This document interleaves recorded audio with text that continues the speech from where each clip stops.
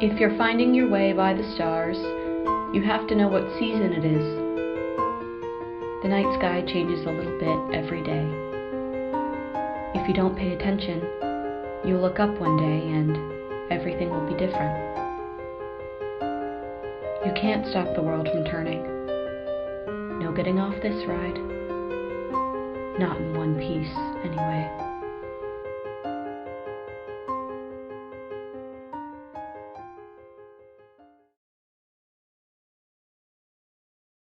My therapist asked me when this all started, and I found myself telling her about this. Okay, so it's 3:47 a.m. and I'm running in flip-flops down my street. Now, flip-flops are not meant for running. We all know that. If you're running in flip-flops, one of three things is happening. 1, you're chasing/running after something really important. 2, something is chasing you. Or 3, you really gotta pee. In this case, it's mostly number 1. See, I had never snuck out of the house before. It was April, junior year of high school, and my friends were meeting by the lake to drink Mike's Hard Lemonades and maybe meet up with some boys. So I climbed out my bedroom window and down the tree outside and went to meet them. But I forgot that I had the SATs at 8 a.m. the next morning and, well, it was almost 4 a.m. If I wanted to be able to stay awake through the test, I needed to get home ASAP because I was only going to get 3.5 hours sleep tops. Hence, the running in flip-flops. Flip-flops really aren't meant for climbing either though, which I had to do to get back up to my room, so here I am, climbing a fucking tree in flip-flops in some weird, sexy PJ clothes hybrid outfit that I thought was cute for some reason, trying desperately not to make too much noise and wake up my parents. So I'm climbing this tree, but I'm drunk on fucking Mike's Hard Lemonade, so it's even harder than usual. And I get up to the top branch right across from my bedroom window. And I look and I'm like, I can make that. I take a step towards my windowsill and, and I'm falling and falling. And then I hear this sickening snap and I'm like, fuck, that hurts. And I look down and my ankle is pointing a weird way and I'm like, shit, I just broke my leg. And then it starts to rain. I'm lying in my parents' front yard wearing flip-flops and an embarrassing outfit, drunk as a skunk on Mike's Hard. And now I'm soaking wet too, and my fucking leg is broken. Of course, I don't have my cell phone on me because this stupid outfit has no pockets, so there I am. Helpless. So yeah, that's the last time I saw the sunrise.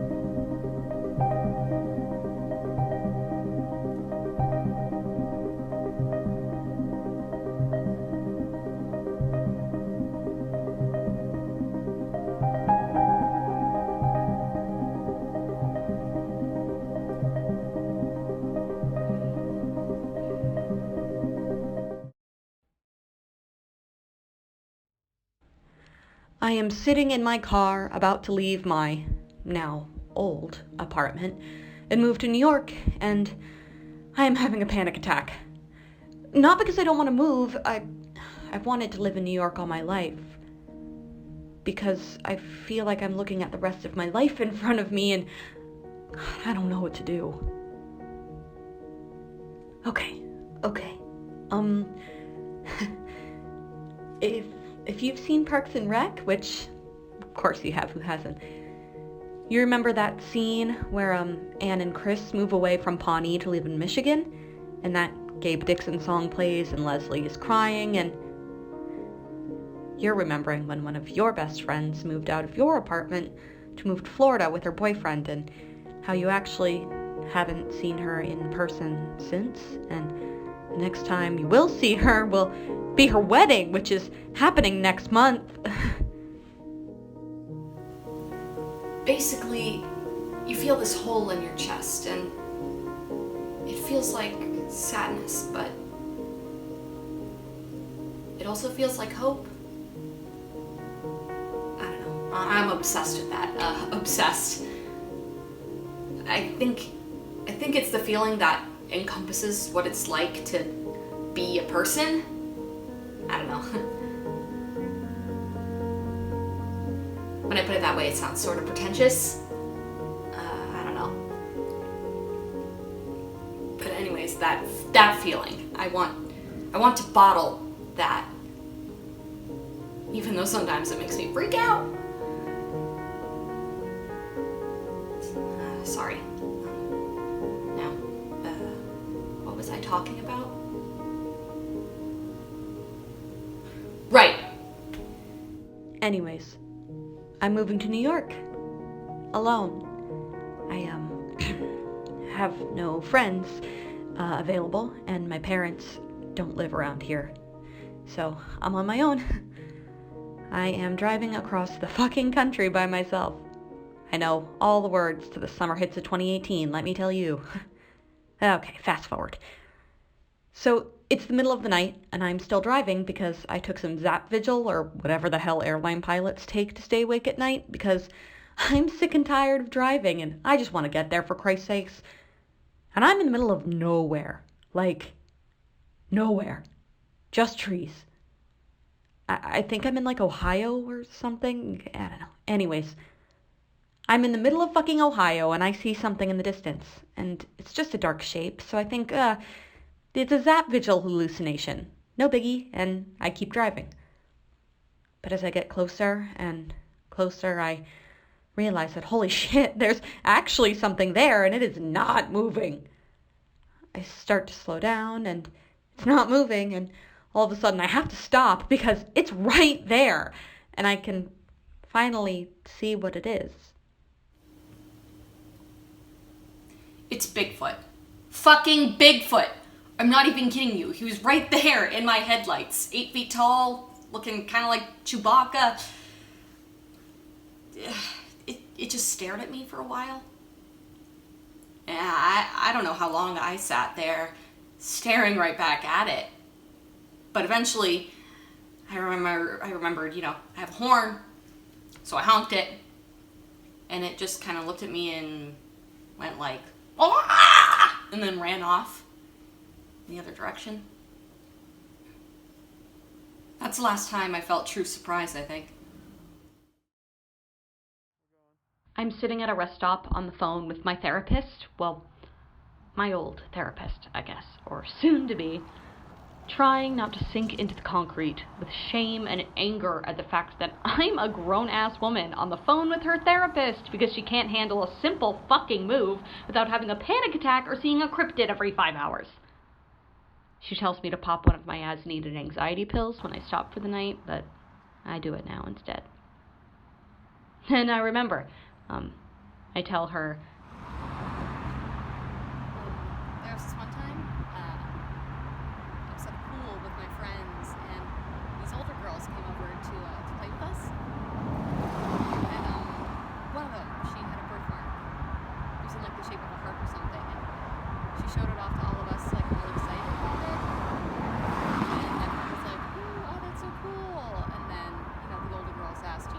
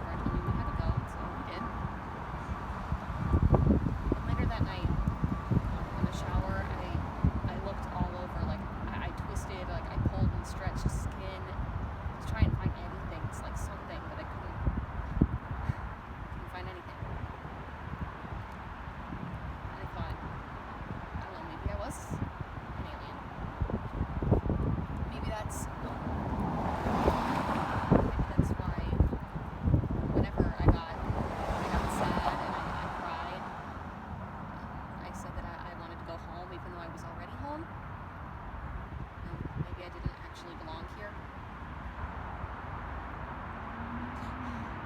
As I got older, I thought, maybe I had a birthmark, but it was just on my scalp, where I couldn't see it because of my hair, but I don't know, it didn't matter anymore. Because, I wasn't an alien. And at that point, I kind of wished I was, because,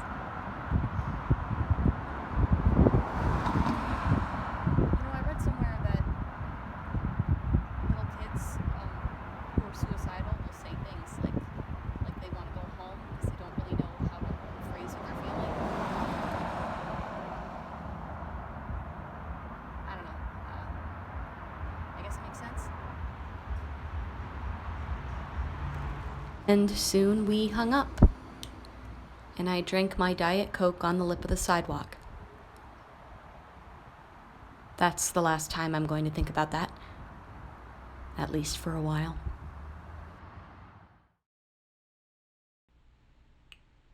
I'm here, and I'm unpacking boxes. I'm unpacking boxes and wishing somebody was here to help me do it. To gently unwrap the bubble wrap from each of my mugs, to put the sheets on my new mattress, to adjust the furniture in my living room. The last time I moved, my friends helped me carry my bed frame in the front door and put away all my kitchen stuff, and I bought them pizza and wine afterwards, and they slept on my floor a lot. After a while, they just moved in. And there was actually this one time, my friends and I are snowed in at college. It's the beginning of the spring semester, the middle of January.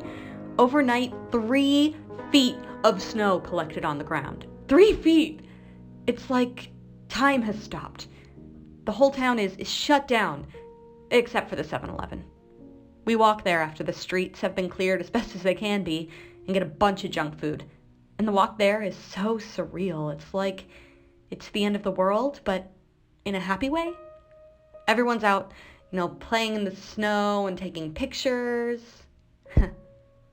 Guess no one was really worried about responsibilities because, can't get to work if you can barely get outside your house. Anyways, we binge watch episodes of Chopped and place bets on who will win using our laundry quarters. And at 1 a.m., when we run out of our small snack stash, we decide to bake a cake. It's 1 a.m., and we're in the kitchen baking cake from a box, using an oven that hasn't been replaced since the 90s and was probably a fire hazard. We get a little drunk and do a taste test, and you know what? It is the best damn cake I've ever fucking had. In fact, I think that was the last time I ate cake.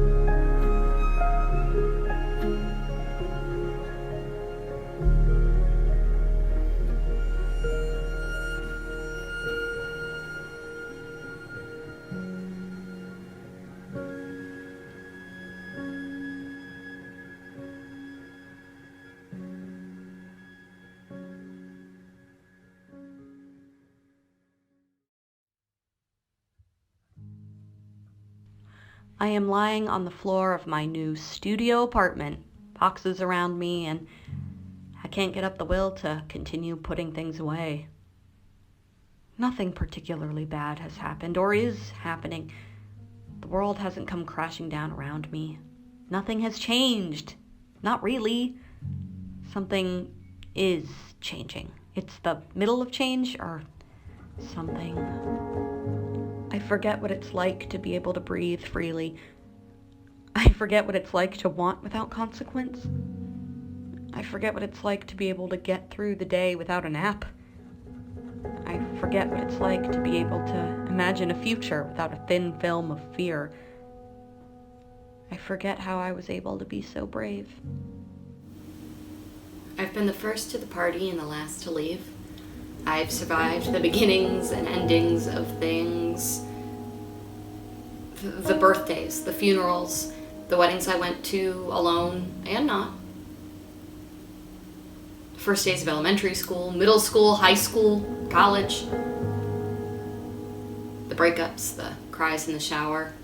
The doctor's appointments where they gave me so many names for so many things living inside of me that I almost forgot the name my mother gave to me. Sometimes I don't know how this body and this mind are going to carry me through life. And I'm still learning how to be okay with that. Or if I should be okay with that. So yeah, I don't know. I guess that's the last time I felt despair.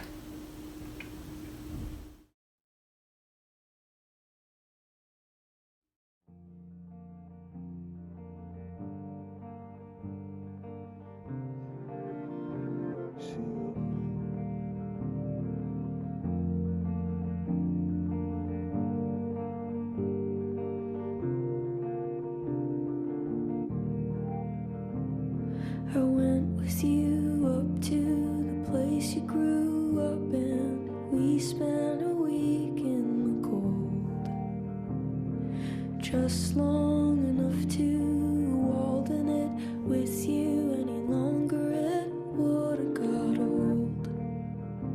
Singing Ace of Spades when Lemmy died, but nothing's changed. LA's alright. I'm sleeping in my bed again and getting in my head, and then walk around the reservoir.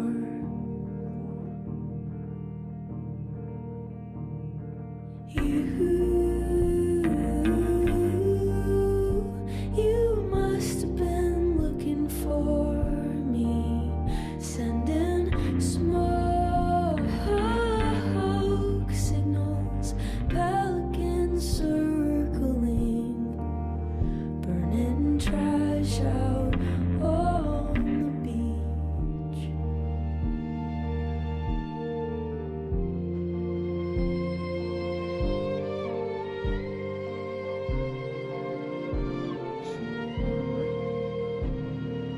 One of your eyes is always half shut. Something happened when you were a kid. I didn't know you then, and I'll never understand why it feels like I did. How soon is it now in an 80s sedan? You slept inside of it because your dad lived in a campground in the back of a van. You said that song will creep you out until you're dead. And you must have been looking for me, sending smoke signals, pelicans circling,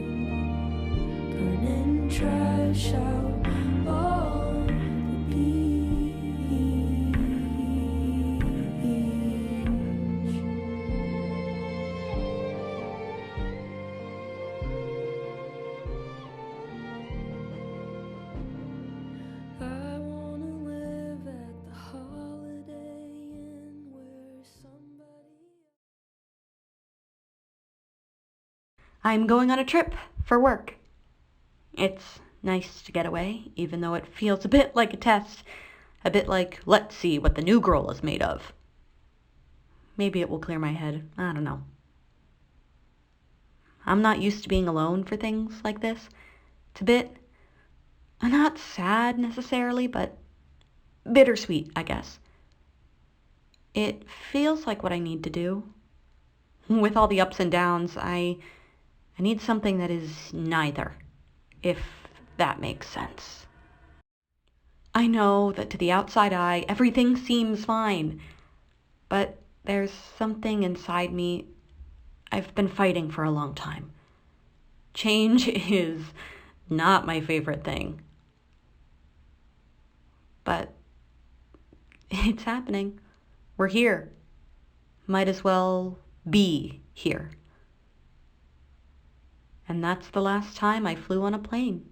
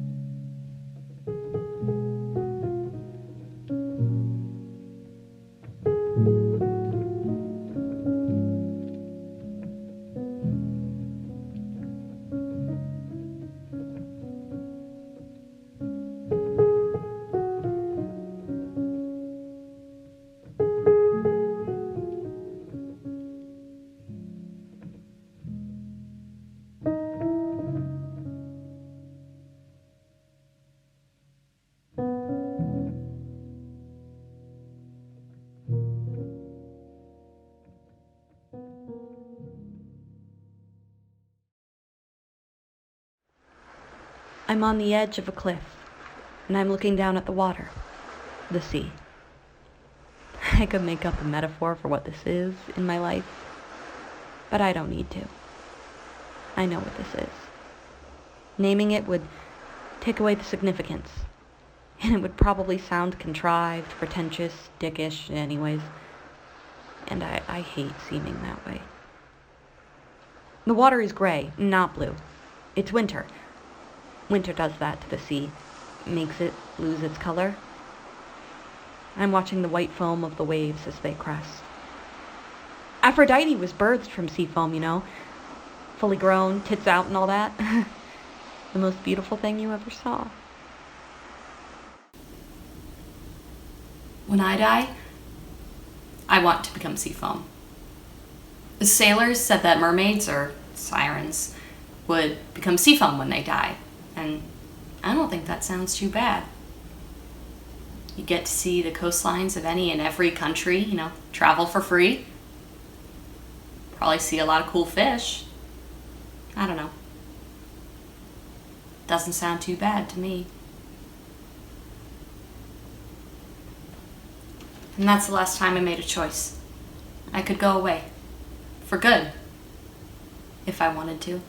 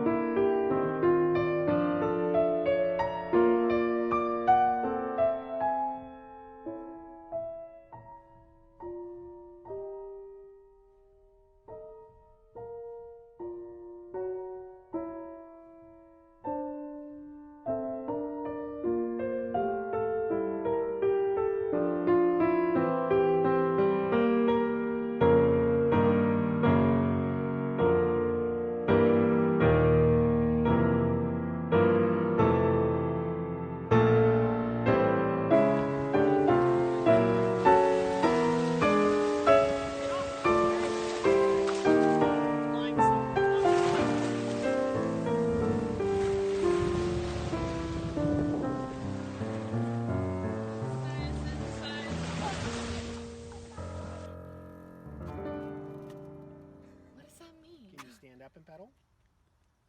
Are you filming me?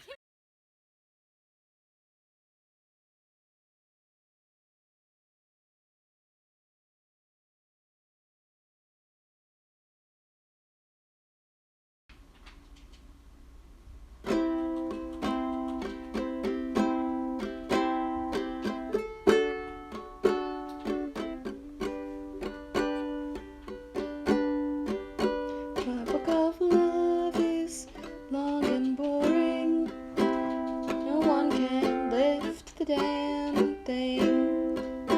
It's full of charts and facts and figures and instructions for dancing. And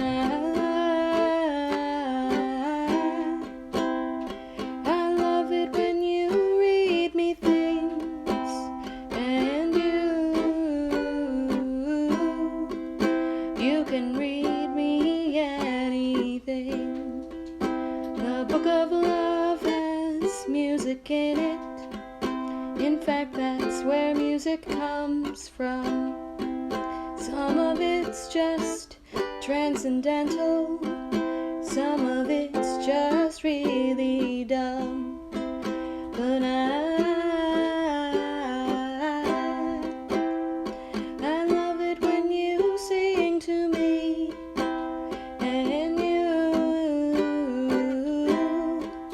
you can sing me anything.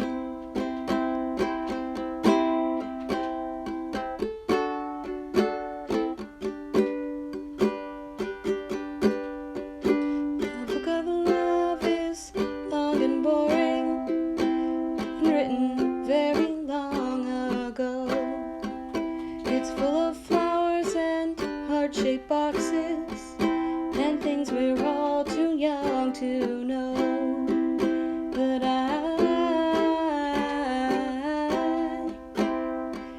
love it when you give me things, and you ought to give me wedding rings. And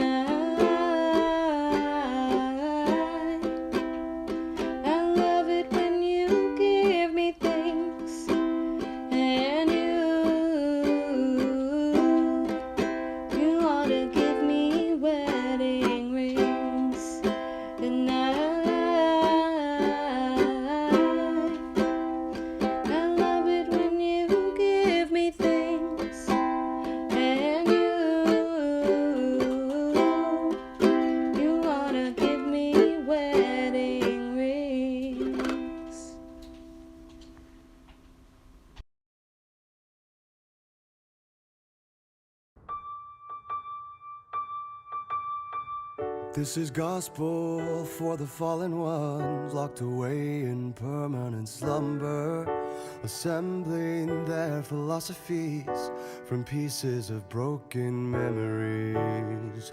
Oh, oh, oh. Oh, oh, oh.